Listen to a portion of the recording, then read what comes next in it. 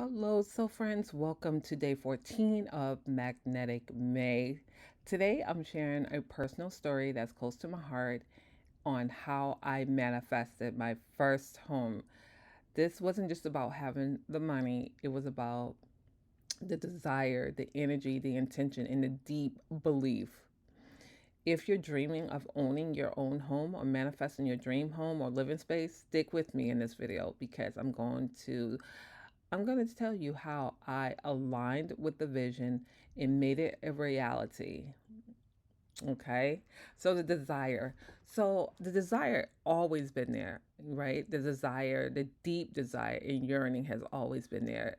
I always wanted to be able to provide a roof over my head. At the time when I did start this journey, I was a single mom of two boys and I was living in Georgia. And I've always wanted to be able to provide, a safe space, a beautiful space for, my children. And I was, tired of renting. I wanted to be able to provide financial security and leave something behind for my children, right? I wanted to be leave something that was will bring wealth. Okay, I wanted to shift the narrative that is difficult to purchase a home. That you need all this money, you need to have thousands of dollars in the bank, because it wasn't true for me. And it doesn't have to be that way for you as well. Now, I have been daydreaming and visualizing um, my my home for my children and my home buying journey. It really it was a long process because I didn't end up purchasing the home. I did all the things when I was living in Georgia. I was working on my credit, um, paying down debt, doing all the things, learning how to become a homeowner. There was actually a class, it's called an IDA program that I had enrolled myself into, and my sister and I both enrolled in how the program worked. It was teaching us how to save for the down payment. And you would have to put in like $50 every 2 weeks or once a week. I'm not really exactly sure. It's been years and years ago, but they will match your funds. So if you saved up $2,000, $3,000, they will match it up to I think $5,000. So if we saved up X amount of dollars, they would match it up to 5,000, if my memory serves me correct. But anywho, um, once I did finish the IDA program, um, I did not end up buying a home because I still was not earning enough money to afford the cost back then. But my sister was able to purchase a home, and she closed, and I was really, really excited for her. I probably felt a little envious, I would have to admit, because I wanted that home so bad for my boys, but it didn't happen for me. It wasn't the time, right? It wasn't the time. So I was okay with her closing. I loved her home. It was so beautiful. And the boys and I, we spent a lot of time in my sister home. So the desire has to be there. The desire was there. I wanted a space that we could feel safe, right? I wanted a peaceful neighborhood. I wanted a home at a price point which I could afford with ease, right? I wanted a place where the boys could grow and go outside and play, and where I could feel comfortable saying, go outside, run around, okay? So I really didn't really focus on the how, but I took action. I didn't really focus on how, but I focused on visualizing and seeing my kids and myself in the home. So with that being said, there was some mindset shifts. I had to make a lot of mindset shift because in my mind, the way my mindset was, I had the thought like, could I really afford a home as a single mom? Um, People like me, single moms, still at the time, do not own homes. It's too hard. How would I keep up with the maintenance? All these thoughts was going through my mind, but I finally had to overcome those thoughts, those mindset thoughts, and I had to think that I can do it as a single mom. I'm worthy, and I desire to fulfill this dream of mine, right? So I had to do some mindset work. Okay. um, but I also had to be thankful for the apartment that I was living in with. Had to be grateful for that apartment because the apartment provided shelter, it kept us safe. Well, years later, I end up leaving. We end up leaving Georgia, the children and um, my current husband, which is their father. We end up moving closer to my family, right? We moved closer to my family so I could have more support, more family support. And then I started the process again. This time it was different. I end up learning more about real estate. I connected with this guy that um, taught me that your first home should be like a multi family home. Your first home, make it a multi-family. And he taught me about, looking at the structure of the home, make sure to always look at the plumbing, the electrical, the roofing, the things that will cost major money. So I learned along the way. I did come across an opportunity where I was able to put down a deposit on a home, but this home needed a lot of work, and we ended up losing the bid. Somebody else got the home. So I was so disappointed, but I kept going. I kept going, right? I kept going. So what I did was I took inspired actions, right? And I was looking for all the signs and synchronicities. So what I started doing is I connected with an agent. I started looking online for homes that were, for sale. I visited open homes. My agent took me out to look at homes. I actually, she connected me, the agent connected me with lenders. So I was doing that process of, getting all my paperwork together for the lenders.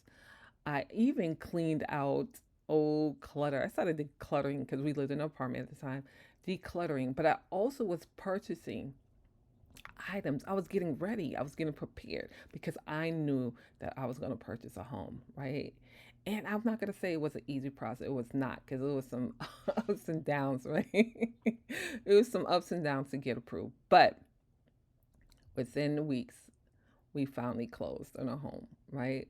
But I do remember like saying, I'm gonna buy these dishes. I was purchasing all kind of household things because I knew that I wanted new things, new everything in my home, new furniture, new plates, new dishes, new household stuff. I knew that. So I was buying things. Even I mean back then I didn't even know about the law of attractions and spirituality. I was more religious back then, but now I'm more spiritual. But back then, I didn't know all the spiritual practices, but I was doing it. I was getting ready.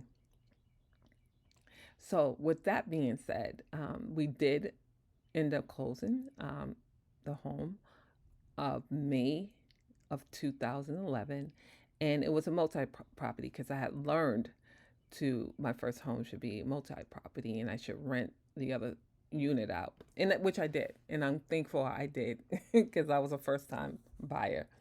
But what I can say is, if I can do it, so can you. If that's one of your dreams.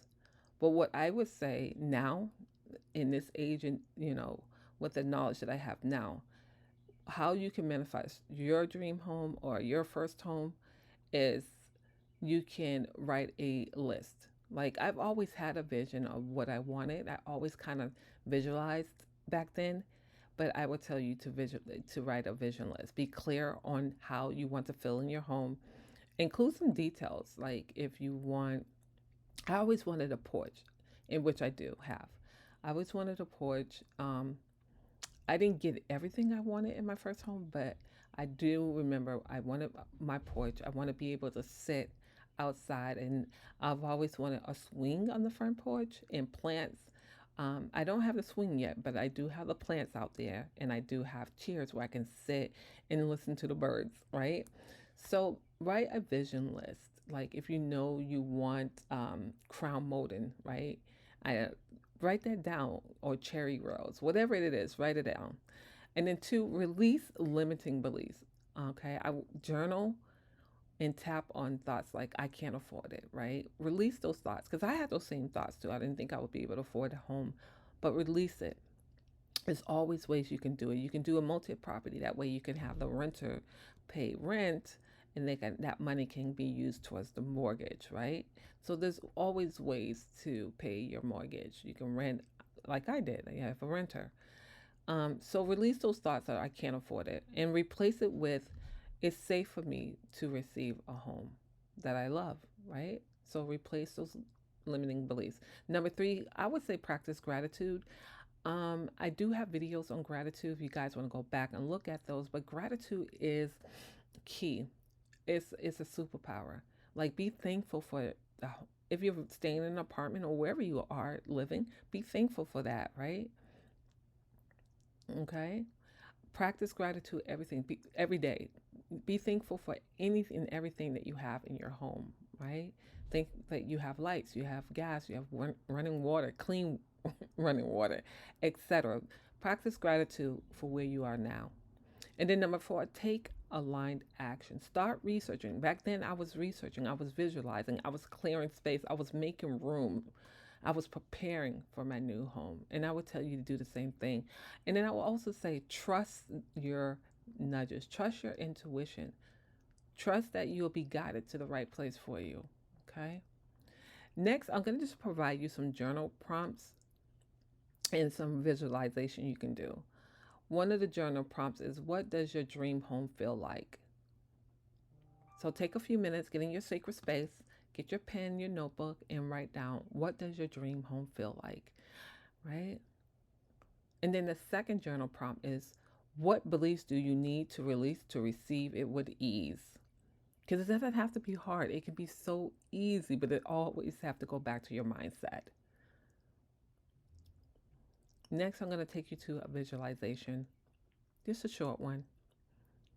So while you're in your sacred space, I want you to close your eyes and imagine walking through the front door of your dream home or your first home. Notice the colors, the smell, the way you feel in your body. Notice the outside of your home, the trees, the plants, the flowers, the grass. Go inside your home, look around, and just express gratitude for your home.